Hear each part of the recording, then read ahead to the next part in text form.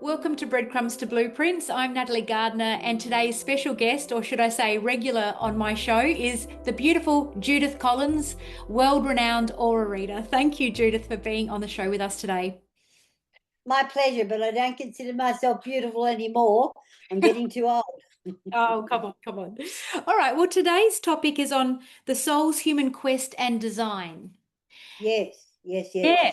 yes. So tell us about this, because you wrote about this on your webpage as well, didn't you? You put a teaching up Mm-hmm. about this. Yeah. Yes, So yes, what is yes. the soul's Well, a human lot quest? of a lot of people contact me and they ask me about what is my soul purpose, and they think it's a job. Mm, They think it's a vocation, but it's not. The human aura tells us that the soul's vocation is to do two things. The first one, it is to align the logic mind that governs our day-to-day life with the creative, intuitive mind that governs our inspiration and our intuition. They come together in this lifetime as best we can, and they work in harmony with each other because one is practicality, working out the day-to-day things. The other one is our inspiration, our intuition, helping us to make the right decisions at the right time. that's And it. that's the number one goal of the soul, Right. spending lifetime after lifetime to bring together the logic mind, the creative mind, the intuitive mind together. And that's it, so that you can live the best possible life you can. The second thing that they do is to learn to respond rather than emotionally react. So, with the conscious mind choosing to respond rather than react. I can give you an example. 2019, when our property was destroyed by bushfire, Paul and I, hours after it happened, sat on a bed and we were talking to each other about what do we do next. And I said to him, you can't go backwards because there's nothing there. You can only go forwards and make the new. Now, that is an aligned soul making that decision.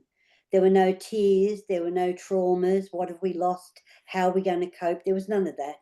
It was just conscious responding, not emotional reaction. Yes. What came out of that is we came back to the property, saw a concrete block, cleared off the concrete block with family and friends, built a shed up there, gave a roof over our heads. So that was practical again. Once again, we're looking at the logic mind, the creative and the inspirational mind working in harmony again, right? So the next thing is that the next day we did banks, we did insurance companies, we did the local council, finding out what we were entitled to, what goals we had to meet, what regulations will be covered by, and so on. Once again, the logical mind and the creative, intuitive mind. So at the end of 48 hours, we knew exactly the base that we were on and where we could progress from there. We then, in that same week, were invited by the local charities who were supporting people who'd lost their homes to go to a public meeting. During the public meeting, people were screaming and yelling, and they were blaming the local council, the bushfire brigade, the Red Cross, anybody who was in target, the Salvation Army. Everybody was getting emotionally whiplashed by all the groups of people that were in there. Then one of the charity workers asked me to stand up and say how we responded to the fire. So I said, this is what we did. And the whole room just shut up. But what came out of that, and I want to say this in this interview because you look at how the universe works. When you have a mind that is aligned logically, creatively, and intuitively, other things happen. From that talk that day, standing up in front of those people, the Governor General of Australia was there. He came up and spoke to us and then put some phone calls out, and he had the Climate Council of Australia contact us, and we did a recording, an educational recording for them. The following weeks that came, the New South Wales Health Department contacted us and asked us if they could come out and film all day talking to us to make a 4-part educational package for crisis workers. Then the next thing that came out of that, and you see what I mean? This is the repercussions. So the emotional reaction, jumping up and down, screaming, swearing, and belittling everybody else around you gets you nowhere. But the aligned mind gets you everywhere. Now, this is not patting ourselves on the back nor shining up our halos. It says by doing what we did, we set an example so that people around us started to see what we were doing, how we were behaving, and the ramifications just rippled out to all these different organisations. Out of that, the New South Wales Health Department said, well, our doctors and our nurses need to know how you cope with a fire, how you cope with the outcome, your knowledge on climate change as well. So we will host in regions groups of doctors, nurses, psychiatrists, nutritionists, psychologists, all from our department, and you will come and talk to them. So our sitting on the bed for that 3 hours, not emotional, but being conscious of it and responding, rippled out to educate how many people far and wide. That's Absolutely. the example. So you can understand why the soul, that's the second thing the soul has to master in this lifetime. There you go. Mike, thank you. I absolutely resonate with what you're saying because in my field of hypnopsychotherapy, that is what I'm helping with people with all the time. So you're speaking my language. I love it. And my question is to you, what would be the advice then that you could give to help one get in alignment with their soul so they can speak from that place instead of the emotional state? Well, I mean, the easiest thing to do is just save up a few pennies and go and do the silver mind control course. They've been teaching that course since the 1960s worldwide. I've done All that. the CEOs of the world have done it. Yes. Doctors, nurses, everybody's done it. What it does, my sister-in-law is an academic, and in the 1990s, she wanted to do it. To further her studies and so on. And she wanted someone to go with her. So I went with her. And I was just blown away because they align, they don't call it the intuition, they call it the creative self. Correct. She's got a different term, but they align the logic mind in business with the creative mind to get the job done, to invent things, to expand the business cycle, to understand what the people want and all these kinds of things. But I'll tell you what I used it for. They've got all in that course, they've got all these magical, wonderful inspiration techniques. I took one of them on board because I was flying around the world all the time and getting tired and then having to perform the moment I got off the plane. I used a technique, their sleep technique. I said to my mind, I need a 2-hour restful nap. Closed my eyes, focused on it for 5 minutes. Then my whole body relaxed. I got off and went straight to a television studio and wasn't even tired, didn't get jet lag, didn't get anything. So I used that technique. There's other techniques. There's a technique that you might be overwhelmed or you've got a crisis coming and you've got to deal with it, but you've got other things on your plate. They have a part in your mind that you create and you park it to there like a diary. You park it till Thursday. You choose a day in your mind and you park it till Thursday. And so when Thursday comes, it's not as important as it was the day it arrived, or you don't have to deal with it because it's all done. But this is how you govern your mind, the stresses in your life, and that's silver, SILVA. And it's been taught worldwide for at least 40 years. Yeah, Jose Silva, I actually have his books and did the course. And that's why I called my business Ultra Mind, but I spelt it with an A. Because it You just did the course? yes, and it inspired me. And that's why when I started as a hypnotherapist, Because it very much is that, because it's utilizing the creative mind. That inspiration caused me to label my business Ultramind. So I Yes. completely understand what you're saying, and I know what you're Well, talking about. Yeah. people think that they're going to have a silver bullet. They're going to meditate, and it's all going to come to them. They're going to go to a clairvoyant or a medium or somebody, and they're going to give them all the answers. It doesn't work with that. But the Exactly. world has had silver for years and years and years. So why aren't all the spiritual people going out to do that course? Mm. Well, we're all on our own journeys, I guess. But yeah, it's, exactly what you said. I'm loving this interview. This is just great.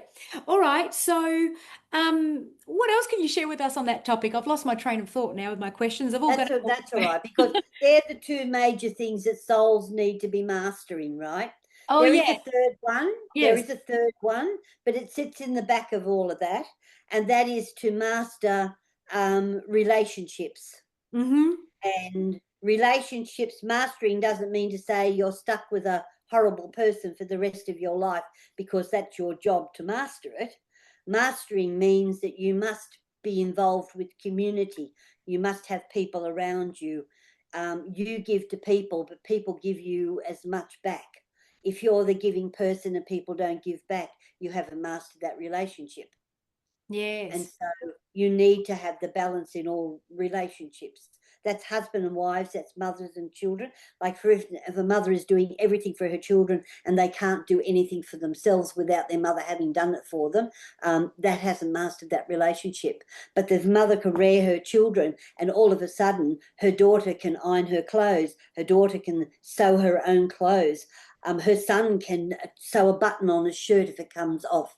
Then the mother has done her job. She has educated. She has brought them up as a par, and she's left an indelible impression on her ability to connect with them and to educate them. Yeah. To enable them to be their own person. Well, when you think of the human body, right, you think of the human person, and we feel, we smell, we taste, and we think, and we hear, right? So parents, a child comes into the world, and the parent is responsible for all those things. So are you responsible for what your children hear? Are you responsible for what they read? Are you responsible? And because the answer to that is yes. And if you're not, if you opt out of that, then you're not. And in the vulnerable years of, say, 0 to 3, when children are developing, a lot of people hand that over to somebody else to do. And so therefore the child is getting somebody's impression on them and not their own. Yeah, Yes. sadly, because of the way the world is, and we can change it if our minds are open to it. But the societal conditioning at the moment, like you need two incomes to survive, to pay a mortgage, and so parents are sort of, it feels to me, the majority are forced out and having to work and put their children in the care and hands of somebody else. So it sort of makes it hard, doesn't it? But this is not new. No, it isn't. No. New. I mean, if you go back hundreds of years, women had to work with their children on their back. True. They had to take them out into the field. I'm not saying that's a good thing. I don't think that's a good thing, but I think we have to put it in perspective. Like, if you go to France and you've got a job, you go to work for a company, a marketing company, insurance company, or whatever. They've got a creche. Your children go into that creche. And so therefore, if the child's sick, you get a message up there, Mum, can you come down and sit with this child? It's got a cough, whatever. But the children are in the building. So why can't we do that? That's right. Why Exactly. can't companies fund that?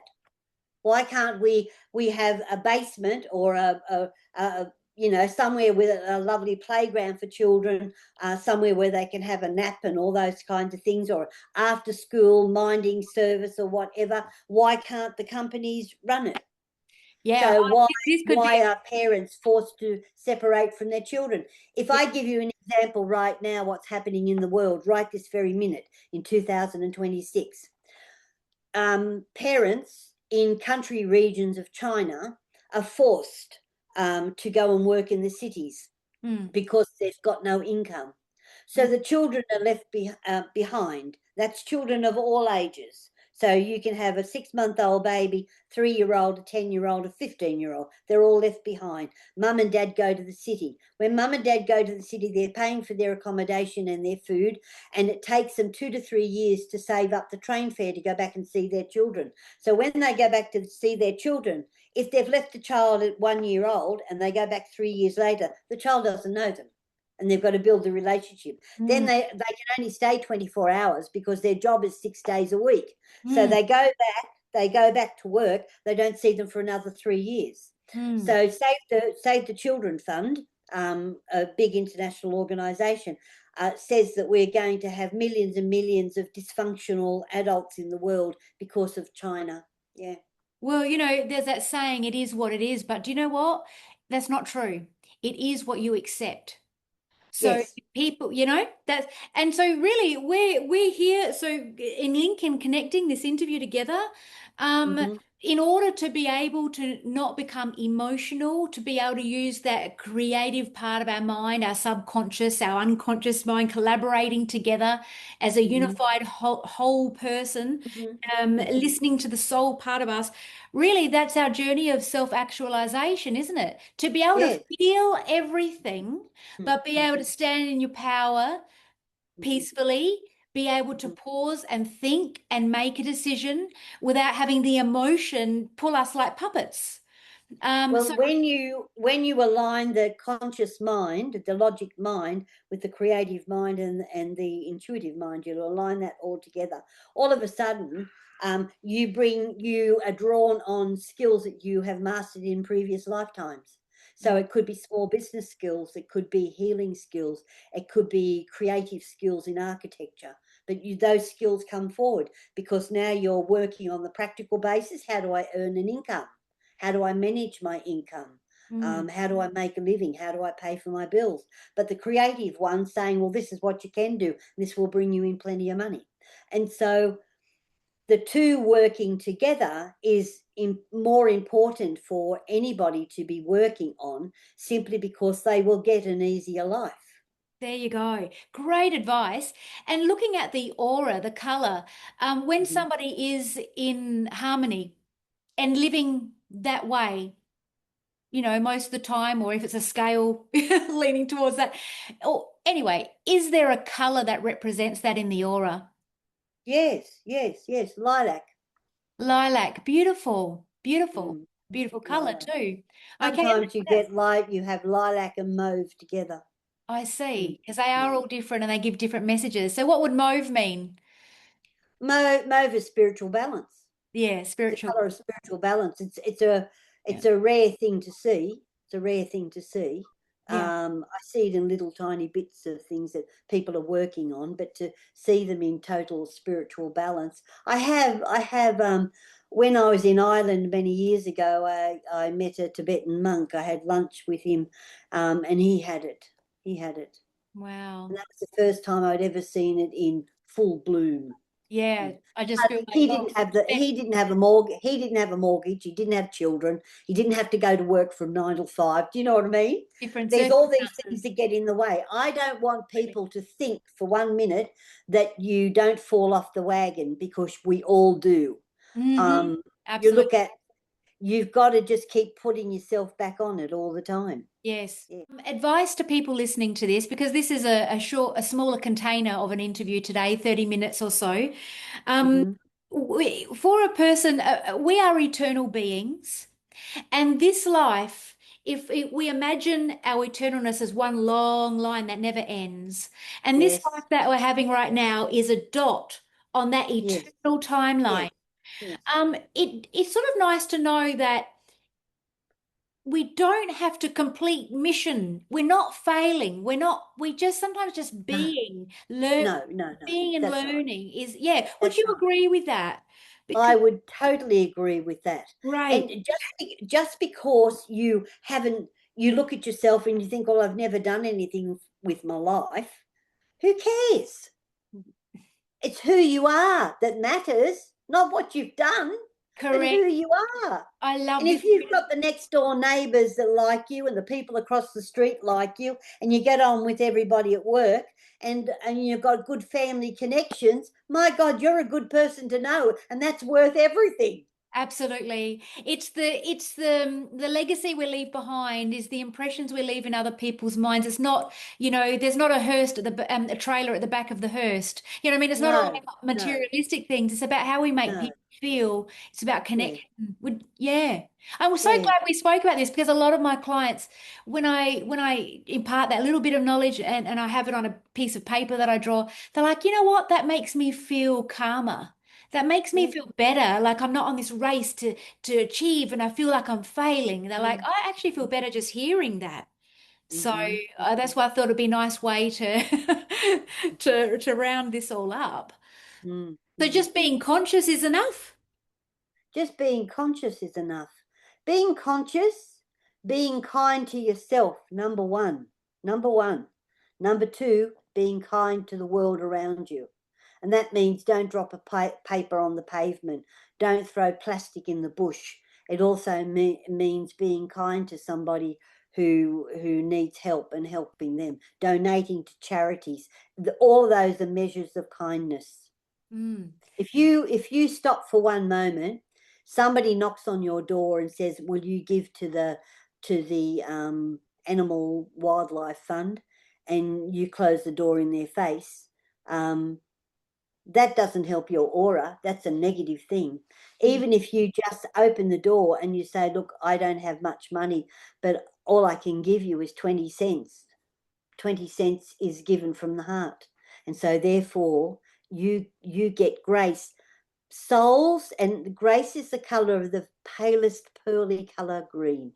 So every kind thing that you do from the heart and from the mind, thinking about it, taking the action, feeling it through, adds little bits of grace to your soul, and your soul evolves. It's little bit by little bit by little bit. Yeah. mm. When we evolve, and like we are Mhm. eternal beings, but when we complete, I sort of see it like it's Earth is a school, and we learn things, we expand our consciousness. Do we ever complete it? Yes, we do. We do. Because you can, as people, as souls evolve, they can sit out lifetimes. Some of them on the planet right now are here by choice. Here by choice. Hmm.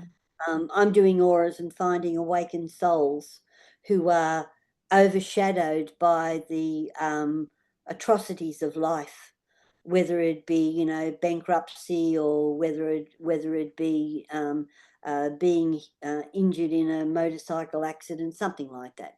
All the atrocities that we go through, and they are atrocities because they impact us the way that they do, and they can be an awakened soul on a journey. Now, let me tell you what an awakened soul does, because people listening to this might want to know.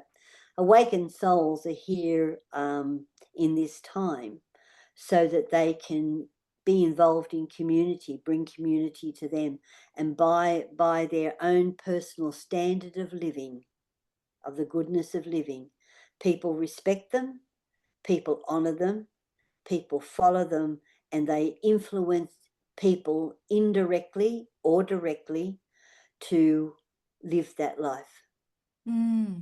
So be just better people. so just by And being themselves. what that does, we have a veil which is between collected consciousness and earth, and we can lift the veil. The veil at the moment has got so much negativity in consciousness. It's ridiculous. We've got, in the last 25 years, more negativity in the world than we've ever had before. Ever had before. Yeah. Hmm. Why do you think that's so? Because more and more people have selfishness in their aura, self-centeredness in their aura, have manipulation in their aura, have resentment in their aura. And I think why? Because we struggle in comfort. We do. We struggle in comfort. all our ancestors fought for all the rights we've got now. You and I wouldn't be sitting here because women weren't allowed to talk to each other. We didn't have the vote. Our husband owned us. And if he bashed the life out of us, nobody, because we were part of his property, nobody could help us. So we struggle in comfort. We struggle in comfort. And that's the only way of putting it. And so as souls, women evolve and come together because women are community. When that community starts to form, the network forms. And what awakened souls do, they lift the veil with goodness around them. That's the only way you can lift it. And we reduce.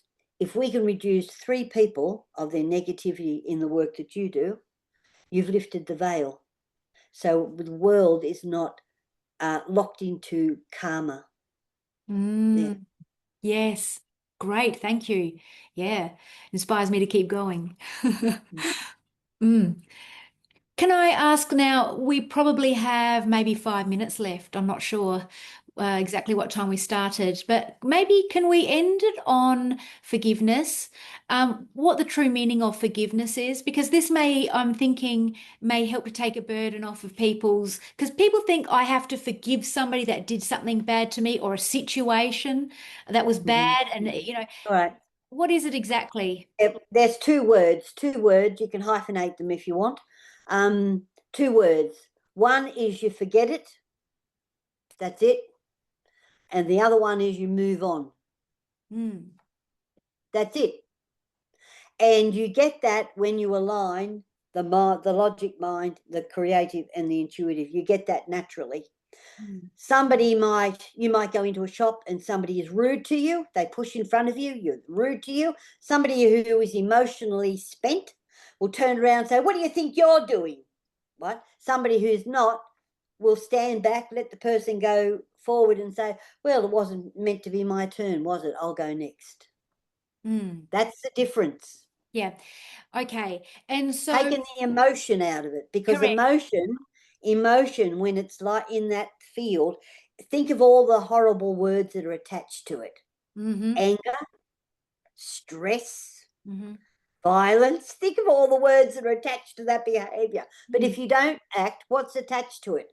Patience, understanding, tolerance. Yep. So compassion, yeah. And so they make sense, don't they?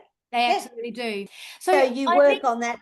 You work on that part, not that part. There's an easy way for people who are watching this to understand it.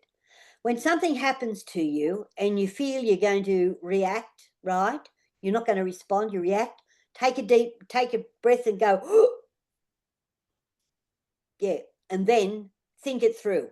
That's it. Yeah.